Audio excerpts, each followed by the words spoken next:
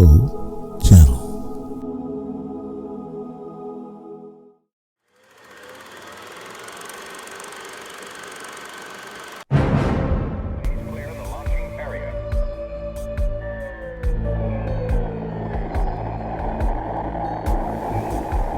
NASA spent gigantic sums of money during the 1960s, but most of it was spent on the ground, not in space. Huge American corporations, many of which were manufacturing hardware for the military, made gigantic profits designing space vehicles and, more importantly, life-sized models of spaceships, and even huge stage sets resembling the lunar surface. Someone in NASA had realized that after taking billions of dollars from the American people, if they couldn't make it to the moon, they would fake it to the moon. Obviously, if you're going to somewhere that nobody has been before, you need to have a simulator which recreates that environment as closely as you can. If you're going to the moon, you recreate the surface of the moon. And here we see a section of the lunar surface created. It's about 30 foot high, 30 foot long, 35 foot long. Scale is given by the two people standing in front of it. There were plenty of simulation exercises, but the point is, and should be taken into account in virtually everything that is discussed with the Apollo program, 400,000 people may have worked on the program in total, but none of them had a need to know more than his own job required. The people who were making the rockets didn't know what the people who were making the spacesuits were doing, because they had no need to know about that. Their job was to make the best models and the best simulation of the lunar surface that they could. And if we come up to this picture here, we see the three scales on which these models were built. We have here the whole moon as one unit. It stands about 20 foot high. We have here behind it a section of the surface of the moon. You'll notice it's curved. And here we have a more detailed section of the lunar surface. What you're saying is that the images which we're told show a camera pointing out the window of the lunar module as it's coming into land on the moon could well have been filmed previously using these large-scale models. That's right. It could well be that what we are looking at are films of realistic models. We have no means of knowing if they were actually taken on the lunar surface, or whether what we're watching is part of the simulation exercise and the training exercise. And you'll notice here on these models there is a camera track. A camera starting at this end, coming down here, would approach the moon, or appear to approach the moon, and become ever closer towards it. It's exactly what you would expect to see if you were flying to the moon.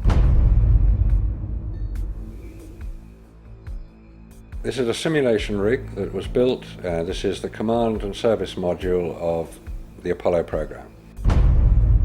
And you'll notice that the window here looks out onto a block here, and there's another one here. They're curved. These are the screens onto which the lunar surface was projected as the craft made a simulated approach towards the lunar surface. Is what we're seeing a mixture of fact and fiction? It is fact, it is fiction. It's mixed together. It's hard to separate them until you examine it closely. If a spacecraft is in deep space, the only possible explanation for a light seen through the window of the spacecraft is the sun. It's the only bright light in space. If it's not the sun, then it has to be some other artificial light, which implies that that particular image is possibly fiction. July 1961. NASA was soon being criticized for the flimsy construction of their hardware. The first orbital capsules did not even have windows in them for the astronauts to look out of. One of the most vocal critics was one of NASA's most respected astronauts, an all-American hero named Virgil Gus Grissom, who almost drowned when recovery helicopters were unable to lift his space capsule from the sea. After a successful journey into space, Gus Grissom almost died through NASA's bad planning. Or was this an early attempt to silence Gus Grissom?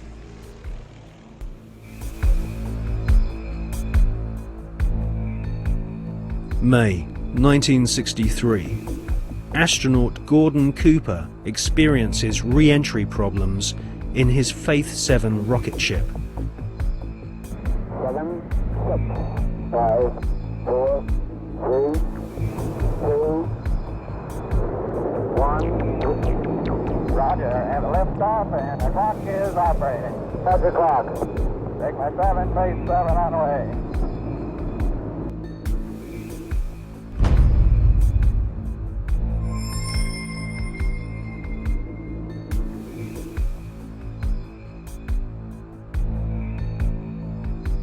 The prototype lunar module, known as the LIM, had serious stability problems.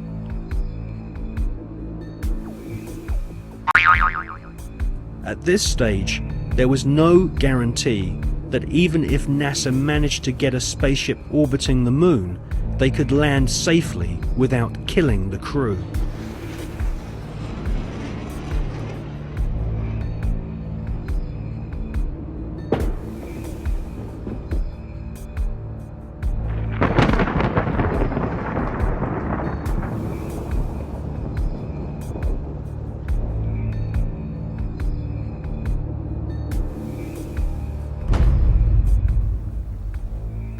Could the footage which we see of the LIM approaching the moon be filmed in a TV studio? It was filmed in a TV studio. There's absolutely no doubts whatsoever about that. And the way that this film was created was by the use of models. There's nothing secret about the models. They exist. You can go and see them today. The models were very lifelike, very realistic. There is one that is a life-size model. It's in Flagstaff in Arizona.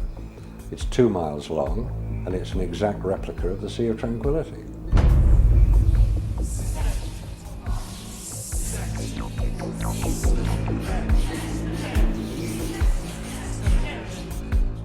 The photographs were used to create from those images the replica of the Sea of Tranquility, so that if it was flown over in a helicopter, it would appear as if it was a spacecraft approaching a similar area to land. So yes, all the scenes of the lunar surface were filmed on Earth.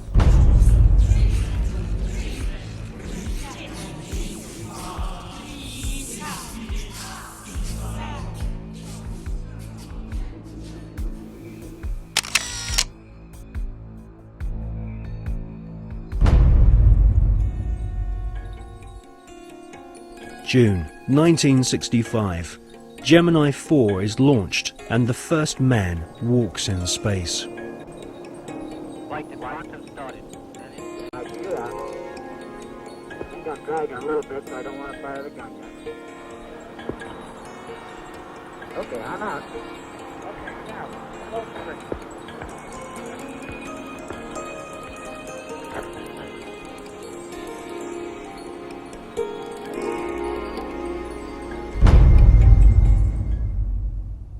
Extensive rehearsals at docking spacecraft were performed in low Earth orbit.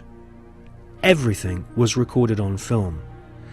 This footage would later become invaluable as NASA sought to fake the success of the Apollo missions. Meanwhile, more problems occurred. On Gemini 9, the second spacewalk had to be cut short due to problems with the astronauts' oxygen supply. On Gemini 11, another attempt to walk in space was curtailed due to fatigue. Was this a sign that cosmic radiation caused nausea and fatigue?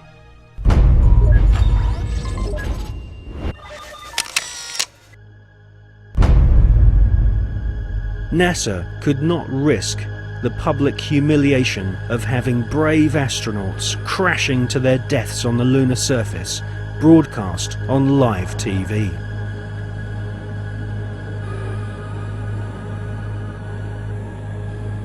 NASA's Nazis knew that a major catastrophic failure on the moon would cause the billions of dollars of funding to be immediately cut. Anyone with the most elementary grasp of science could tell that the Saturn V rockets were merely big versions of the Nazis' V-2 killing machines.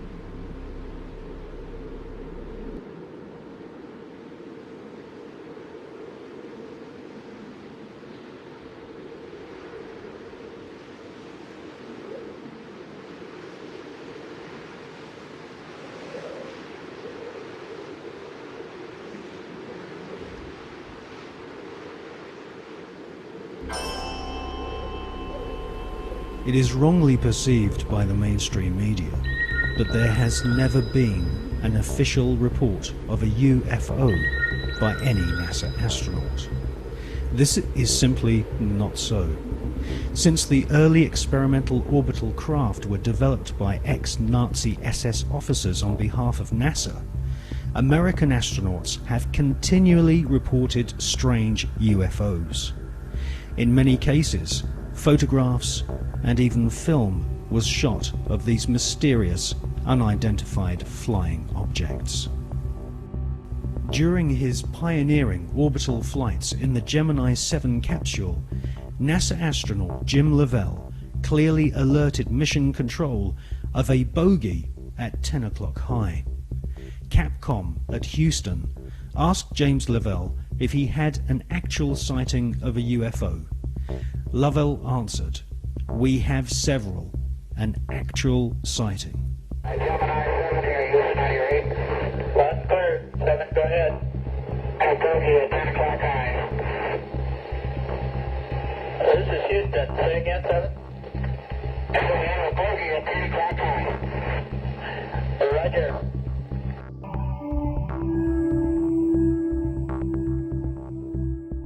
On the 4th of June 1965, astronaut James McDivitt reported seeing a cylindrical-shaped craft. Could this be one of the cigar-shaped motherships which have been filmed from the ground on many occasions, most notably in Russia and California during the 1970s.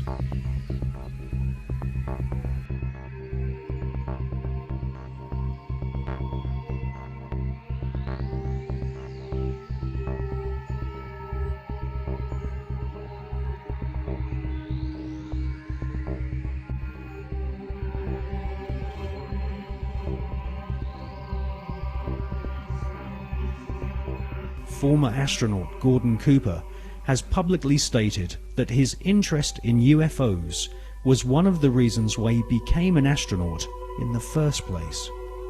In 1978, Gordon Cooper attended a meeting of the Special Political Committee at the United Nations General Assembly in order to discuss the UFO phenomenon. In a letter signed by Gordon Cooper, he said, "I believe that these extraterrestrial vehicles and their crews are visiting this planet from other planets. In 1951, I had the opportunity to observe flights of UFOs of different sizes flying in fighter formation from east to west over Europe." In a tape-recorded interview given by Cooper in 1973, he stated, "For many years I have lived with a secret, in a secrecy imposed on all specialists in astronautics. I can now reveal that every day in the USA, our radar instruments capture objects of form and composition unknown to us." I wonder, did you have anyone call you about a strange plane or airplane or something in the air? Where? I was coming down Sampson Drive. I don't know what it was. If it was a flying saucer. What did it look like, ma'am? It was like almost like an iridescent color. It was like a bluish purple. I could see a red glow up in the sky. It was huge. People are serious. They're very upset. Whatever it was lit up. I mean, literally, if you were underneath it, you could see it would be like daylight with red lights. It changes colors from white to red to green. The sucker has not moved. We have multiple departments right now that have sightings on it. This is not a prank phone call, I swear to you. No, is it? They're sitting stationary. I got 3 of them. What do they look like? I've got 4 discernible colors. I got red, yellow, green, and blue. And the one just was like flashing. So if they're those planets those guys were talking about, then they're planets with Christmas lights on. This is weird. In 2002, astronaut Scott Carpenter was interviewed by the late Graham Birdsall of the British UFO magazine. Scott Carpenter and his fellow veteran astronaut friend John Glenn both witnessed strange creatures in space during their pioneering flights. Now, there were so many unknowns in the early days. And this is a fact of the matter. We were really not sure after John flew whether or not there were critters, living critters out there somewhere.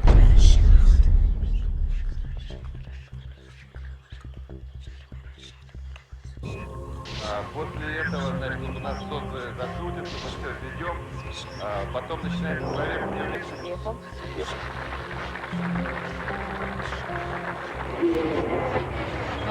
Yes, we have some, not thousands, some cases when Russian astronauts watched objects. Very, maybe few, not so far from the space station. Mostly over the Earth, very close to Earth, but it doesn't matter. From outer space, you can see it as if it's very, very close to you. And I talked to Musa Manarov and I talked to Gennady Strikalov and the other astronauts, and they told me that they have seen much more cases of UFOs, but without possibility to film it, because he said, it's always like with Russians. When you see something, whether this camera is without battery or with battery lying at the other end of a spacecraft, or, as Musa once told me, I see strange, interesting objects, but at the same time a spacecraft is coming to me and I need to dock it, and I can't leave the place and film it.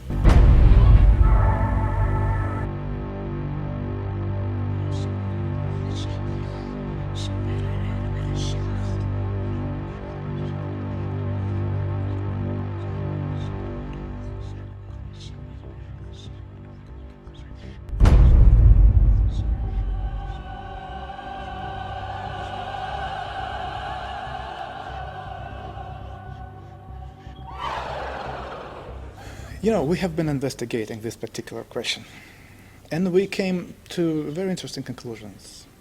I wouldn't say that millions of people or thousands, no, but there are many people who have not been abducted because on their level of knowledge and on their level of understanding and abilities, they do not need to abduct people. No. I will try to explain what's going on. When you say they, you're talking about the... It is, yes, it is. It is. When it is flying here, there are some kind of scientific expeditions which are visiting the planet.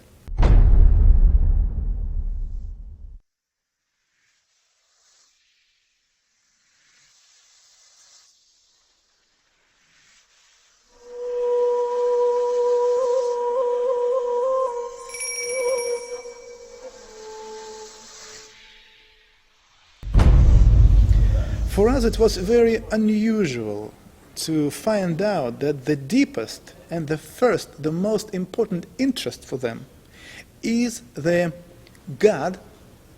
Who is He? They are looking and searching for God, yes, and His creation ways, understand everything. And they can learn it only in one way: if they learn and check how big human groups are behaving, kind of an invisible influence, and how people are reacting. At the same time, there is another very interesting technology. When they meet a person, they take from a person kind of an informational hologram. This hologram, which any human being have, contain in itself information about previous lives, about present life, and something about possible future. They take this hologram, informational hologram, and then to be able to read it, to decode information, they need to have a special key. This special key is the sample of your way of thinking. For this reason, to have this key, they somehow transmit into your brains a hard idea, like, just an example, you are living wrong. You broke our laws on this planet. This is the reason why very soon, when the sky became dark, thousands and thousands of people will die, and only few of them will stay alive. And at this particular moment, when a human being starts to analyze this information, they just read it, like they take it like from a computer. Hops, that's it. They don't need anything.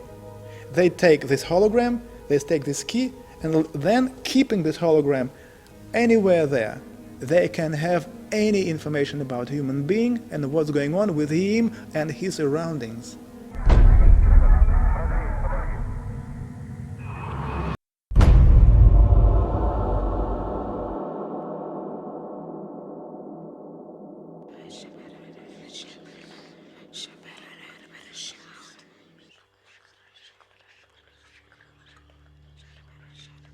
Regardless of whether the Apollo moon landing was faked or not, an interesting photograph hangs on the wall of the Sanctuary of the Scottish Rite Masons in Washington, D.C.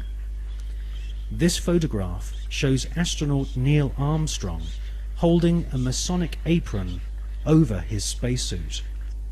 The photograph has seemingly been taken on the moon, or at least on a studio set which resembles the surface of the moon. Neil Armstrong has become a mysterious character since his alleged moon expedition. According to the records of the Ohio Grand Lodge of Masons, Neil Armstrong's father is a Freemason. In fact, Neil Armstrong Sr. is a high-ranking 33rd degree Freemason. Neil Armstrong's co-pilot, the second man to have allegedly walked on the moon, was Buzz Aldrin. At the time of the Apollo 11 mission, Buzz Aldrin was a 32 degree Freemason. They were in good company, as many of NASA's astronauts were also Freemasons, including Gordon Cooper, Walter Schirra, John Glenn, Edgar Mitchell, Thomas Stafford, and Paul Weitz. These men were all members of the Brotherhood, all sworn to keep secrets on pain of death. These astronaut Masons were under the leadership of Kenneth Kleinknecht, who was NASA's Apollo space program manager. According to an article and photograph published in the Masonic magazine Scottish Rite Journal, upon his return from the moon, Brother Buzz Aldrin presented a flag to Sovereign Grand Commander Smith, who was the Supreme Commander of the Supreme Council of 33rd degree Masons of the world. The flag Buzz Aldrin presented had been taken to the moon on Apollo 11. According to a Masonic lecture delivered at Beauverde University in 1994 by American Masonic historians, astronauts Buzz Aldrin and Neil Armstrong performed a Masonic ritual exactly 33 minutes after touchdown on the lunar surface. They temporarily planted the international flag of Scottish Rite Freemasonry, which features a large double-headed eagle. Therefore, the eagle has landed. Override off. Engine arm off. 13 is in. We copy you down, Eagle. Listen, Tranquility Base here. The Eagle has landed. Roger, Tranquility. We copy you on the ground. You got a bunch of guys about to turn blue. We're breathing again. Thanks a lot. And we're getting a picture on the TV.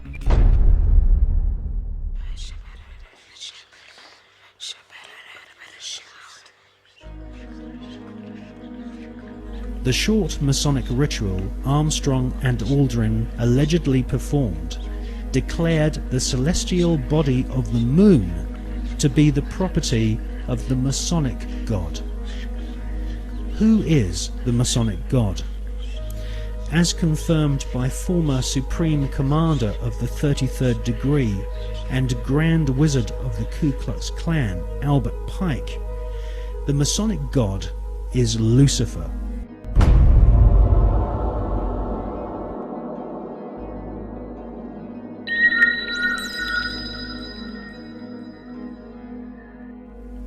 The name of NASA's space program, Apollo, according to the Holy Bible, is actually an alternative word for the devil. We can see this in the Bible as the word Apollyon. Apollyon appears as the name of Satan in the original texts of the New Testament Gospels.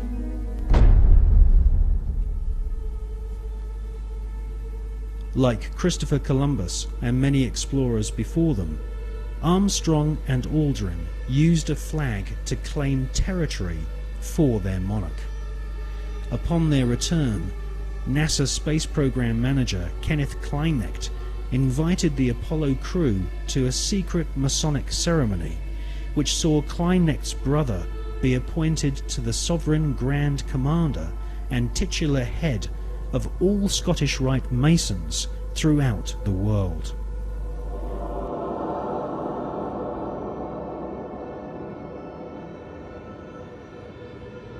Once you learn the occult significance of words such as Apollo, Columbia, and Atlantis, you will realize that the occultically inspired murdering Nazis who developed NASA's space program have used names which are part of ritual, magic, and the occult. Hawati en tawi, tem jefa kau, ta pen em awef, mu f, ta f, sem f, Menemenet F Nebet, Hayet Nebet, Henenet Nebet, Jedefuet F, Awet F Haset, Semau M Sanuet.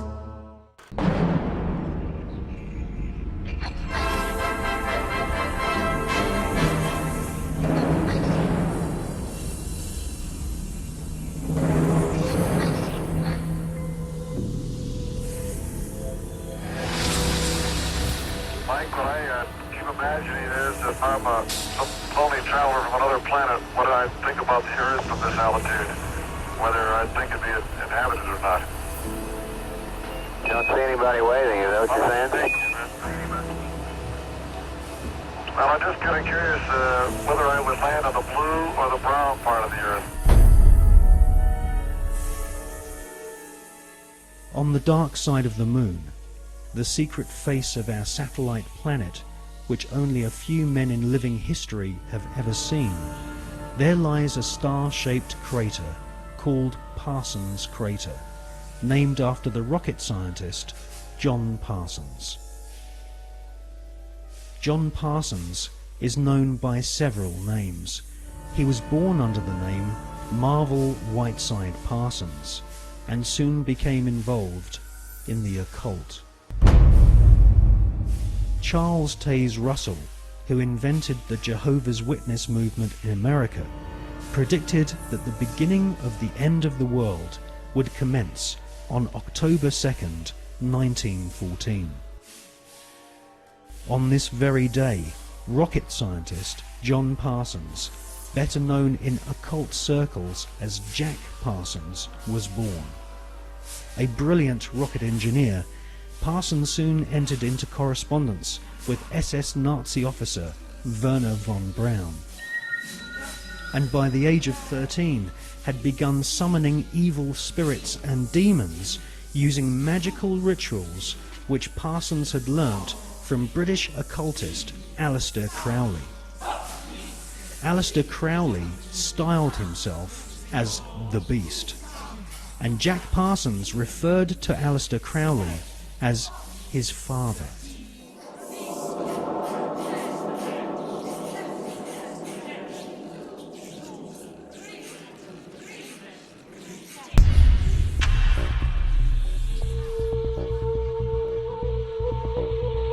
Grand Master of the Priory de Sion, Jules Verne, had written several books which strongly influenced the mind of the young Jack Parsons. In 20,000 Leagues Under the Sea, Jules Verne prophesied the invention of a submarine vehicle which could wage war from the depths of the oceans. In newspaper reports read by the young Jack Parsons, he saw German U-boats launching futuristic torpedoes, travelling under the sea and causing death and chaos. Young Jack Parsons wrote in his journal that if the French author Jules Verne's submarine was a tangible possibility, then why not the rocket ship which travelled to the moon and back in Verne's other books? For most of Jack Parsons' adult years, he was an adept of occultism and a distant disciple of Aleister Crowley. When Crowley visited California and gave the go-ahead to form a new chapter of his OTO Satanic Secret Society, it was Pasadena, the hometown of Parsons, which was chosen. Jack Parsons developed and patented several liquid and solid fuel rocket engines. His patented designs are still being used to this day on intercontinental ballistic missiles such as Polaris and the Space Shuttle. The Polaris nuclear missiles use Parsons rocket technology, which has a pentagram-shaped void impressed into the solid rocket fuel to aid faster burning. Parsons also patented an acid aniline mix, which was used on the first generation of Titan nuclear missiles, used to deliver deadly warheads and also used for high-level atmospheric tests.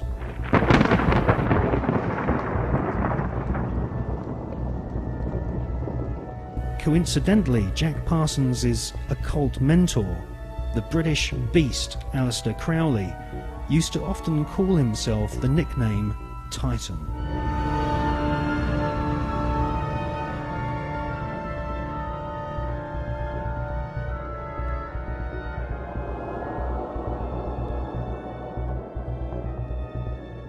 On April the 15th, 1942, Parsons demonstrated a plane powered by 2 liquid fuel rocket boosters at Edwards Air Force Base.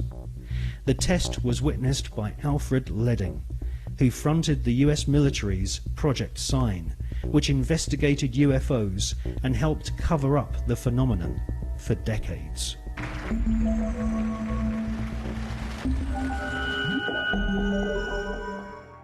Jack Parsons revered the English Satanist Aleister Crowley, and eventually became the leader of one of Crowley's secret cults called the OTO. The OTO, or Ordo Templi Orientalis, claims descent from the Bavarian Illuminati, which had been revived by Adam Spartacus Weishaupt on May 1st, 1776, and had approximately 2,000 members in Masonic lodges in London, Paris, Copenhagen, Amsterdam, Munich and Ingolstadt. The Illuminati was essentially controlled by European, Germanic, Jewish aristocrats, who sought to replace the church, government system and national identity of nations with an Illuminati-controlled superstate. The Illuminati was eventually outlawed in Europe, and the founders fled to America.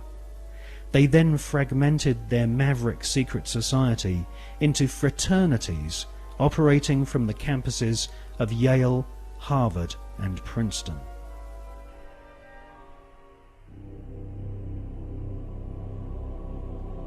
From his pulpit in Brooklyn, New York, charlatan priest Charles Taze Russell prophesied that from October the 2nd, 1914, the beginning of the end of humanity would commence, with the emergence of the Antichrist and Babylon the Great, as foretold in the Bible's Book of Revelation. Jack Parsons, born on that prophetic day, would later attempt to invoke the incarnation of Babylon and also sign an oath stating that he was indeed the Antichrist.